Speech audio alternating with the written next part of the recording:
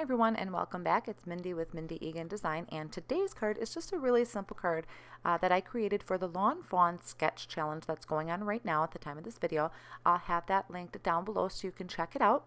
I'm going to be starting off using some of this yellow plaid paper from the Perfect Plaid Spring Paper Pack, and I cut that to 4 by 5 1/4 so that I can do some layering for a card base. And I'm using this stitched circle die, also from Lawn Fawn, that I just placed in the top center of the card and I held in place with some post-it note tape.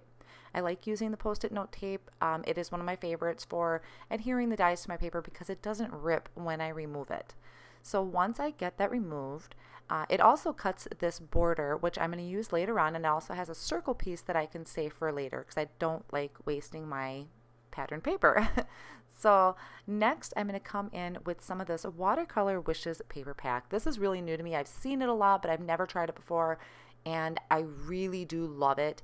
You know, I do like to watercolor and play around with that, but this is so handy. It's so soft and nice and simple, and it's going to be the background behind my circle that I created on my card. So I'm just trimming a piece down to about 4 by 4 so it can fit right behind my circle area.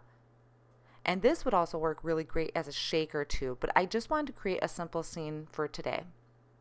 So now that I have that kind of lined out, I'm just getting an idea of how my card's going to look, and I'm coming in with the stitched hillside border die. I'm going to cut some white cardstock out from this die. It leaves a stitched edge, and I'm just adding in some Distress Oxide inks. This is antique linen. And then I'm also going to come in with some vintage photo, just layering up some browns. This is going to be like a little sand, like a beach scene. So this is my beach part. And I'm not being real careful as far as putting that ink on there because it's not going to show a lot on my card. I just wanted a little something, and I didn't really have any beach type paper on hand. So I'm just creating my own. And then I spritzed some water down and used that vintage photo and putting the water and ink together and just speckled that on my card. And then I'm going to come back in and darken those edges with that vintage photo again. So that just created a nice little beach for me. And I'm going to come in and just start getting an idea of how this is going to look and how much room I'm going to have. And I think that worked out really well to have in the bottom of my circle scene there. And then I can line that up with my watercolor background. I think this is just a really pretty combination, and that yellow plaid is such a nice, bright, summery feel to the card. Now you could leave it as is. It gives you, that circle has nice, a lot of room where you could add in elements. I decided I wanted to use that stitched frame that it cut out. Just because I really liked the stitching, I thought it added a little bit of something to the card. So I'm going to set that off on the side for now, and I'm going to work on my images. So I'm using the stamp set Life is Good, and I'm just going to take my stamp sets that or the images that I think I'm going to use and lay those out on some Nina Solar White cardstock, making sure I'm leaving room in between each because I do have the coordinating die set, and I want to make sure I'm leaving room to line up those dies. So here I'm just using the Lawn Fawn Jet Black ink, which is a Copic friendly ink, and I do stamp these twice just to get that nice solid impression. And I'm going to come in with my Copic markers. I do use about 2 to 3 colors on each image to do a little bit of shading, and this is some real loose shading. I don't go into real serious detail with it. I'm just adding some shadow areas just to give each image some of these dimensions. So I colored the crab red a few different colors. I'm coming in with my palm tree, and I will have the colors listed as well. I don't have the numbers on all the tops of my caps. They're both the sketch and the chow, so that's why I never show the caps, because they're both. But I will have those listed down below if you're interested. I did color in the starfish, but I didn't end up using it just because I thought once I started getting my card kind of put together, it was enough. I didn't need a lot. So I finished off the couple shells in the palm tree, just getting a nice rainbow color, just some nice bright fun colors to my card. And doing the red pale because I already had my reds out. And like I said, just some real simple blending. And now the sandcastle, which I did go into depth a little bit. So I came in with my latest color, which was the E30, And then I'm coming in with my darkest, and I'm putting some shadows around the edges where parts of the sandcastle would be sitting in front of another one, or the tops of the sandcastle is sitting on top of the tower. So I added some shading areas to that, and then I just come in with the rest of my colors that I'll have listed and blend those out. And I thought the sandcastle turned out really, really good. So I was really happy with the blending of it all, even though I did find out I have to refill my E30. That one was running pretty low on me. So now for the lighthouse, I'm doing red and white stripes. And to make it white, I came in with my cool grays and I added some darker shading to the side and blended that out. And I didn't color all the way to the edge for the grays just because I wanted to leave white so that it makes it look white.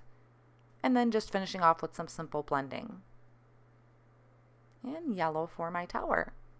So now those are all colored up. I'm going to come in and start putting in those coordinating dies, lining those up, and attaching them with that Post-it tape. Like I said, once I go to remove them, it's not going to rip my paper or my images, so I just get all of those lined up.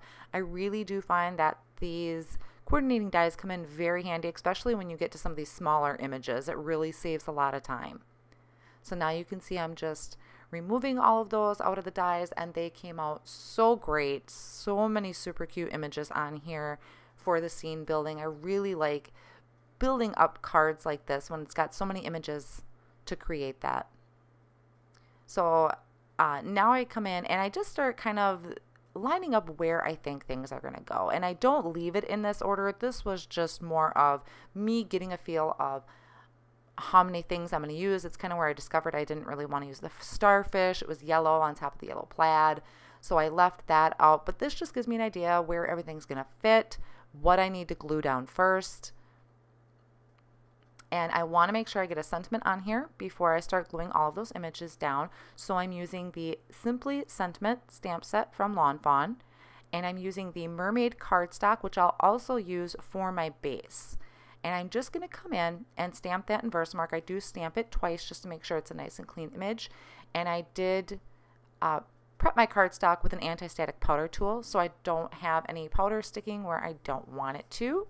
And then white heat embossing this, and I wiped the rest of that anti-static powder off with just a Swiffer dust cloth. I'm tongue-tied tonight. So once I have that done, I just go ahead and trim this into a really fine strip with my paper trimmer, just making sure I'm cutting right above where my letters are and trimming off those edges. And then this is just going to be pretty much me getting everything adhered down. So you can see I kind of had an idea where I wanted everything to go. So before I get that background watercolor paper on, I need to attach my sand. That's going to be in the front. And I'm trimming off any excess that was hanging off on the side. This, like I said, would be a really cute shaker card, but I just wanted to keep this one simple.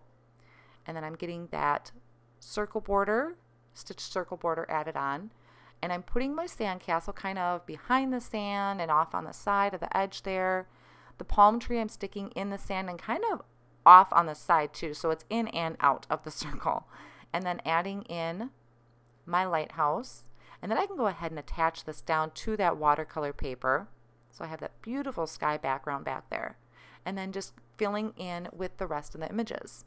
So I really hope you enjoyed this nice and simple scene building card using the Lawn Fawn products. I'll have all of those listed down below in the video description and also on my blog. If you did enjoy this, please give it a big thumbs up and subscribe to my channel if you haven't already done so. And you can click the little bell and that will just notify you whenever I have a new video come up. So thank you so much for stopping by, and I will catch you next time.